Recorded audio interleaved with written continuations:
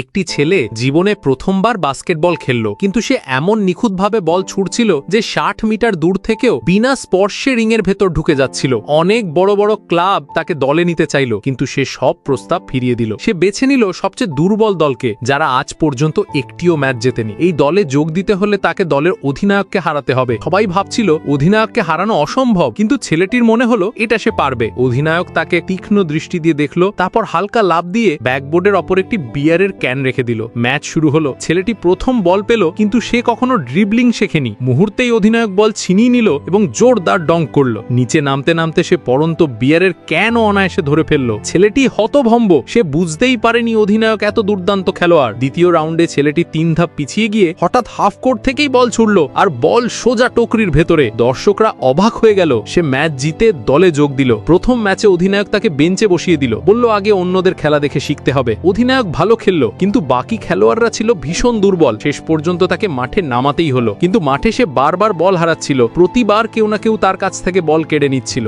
একবার শট নেওয়ার সুযোগ পেয়েও বল সোজা ক্যামেরাম্যানের দিকে ছুড়ে ফেলল। সে ভয় পেয়ে গেল এবং আর শট নেওয়ার সাহস পেল না। কিন্তু পরের বার বল হাতে পেয়েই ৩ পয়েন্ট লাইনের বাইরে থেকে ছুটে এসে শট করলো, আর বল আবারও সোজা রিংয়ে ঢুকে গেল। দর্শকরা করতালিতে মাঠ গর্জে উঠল। এই এক শটে দল জয়ের স্বাদ পেল। এরপর ছেলেটি বুঝলো তার অনেক দুর্বলতা আছে। রাতে বাসের পেছনে দৌড়ে ড্রিবলিং প্র্যাকটিস করত, দিনে জিমে ছুটত, আর সব সময় বাস্কেটবল সঙ্গে রাখত। অল্প সময়ই তার ড্রিবলিং দক্ষতা বেড়ে গেল। কিন্তু সে জানতো শুধু ড্রিবলিং এ হবে না, ডাঙ্কও শিখতে হবে। সে অধিনায়কের কাছে ডাঙ্ক শেখানোর অনুরোধ করলো, কিন্তু অধিনায়ক স্পষ্ট জানিয়ে দিল আগে বেসিক ভালো করে শেখো। সে এতে সন্তুষ্ট ছিল না। সেই রাতেই সে কুংফুর মতো মুভ দিয়ে ডাঙ্ক করার চেষ্টা করলো, কিন্তু নিয়ন্ত্রণ হারিয়ে সোজা ছাদের লাইটে ধাক্কা খেল। কিছুদিন পর বাস্কেটবল লিগে ট্রাই আউট শুরু হলো। মাঠে নামতেই প্রতিপক্ষরা তার মজা উড়িয়ে দিল, কিন্তু সে চুপ রইল। খেলায় মন দিল। খেলা শুরু হতেই সে আকাশে লাফিয়ে বল অধিনায়কের দিকে পাস করলো। অধিনায়ক দুর্দান্ত ডাঙ্ক দিয়ে প্রথম স্কোর করলো। তারপর সে খেলায় আবারও হাফ কোর্ট থেকে বল ছুড়লো, আর বল সোজা রিংয়ে। স্টেডিয়াম করতালিতে কেঁপে উঠল। খেলার মোড় ঘুরে গেল।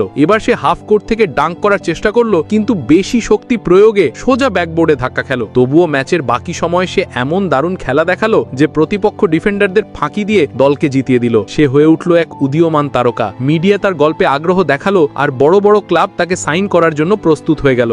টিকটকে ১০০০ লাইক আর ১০,০০০ ভিউ মাত্র ৯০ টাকা। কিনতে এখনই এই নম্বরে হোয়াটসঅ্যাপ করুন।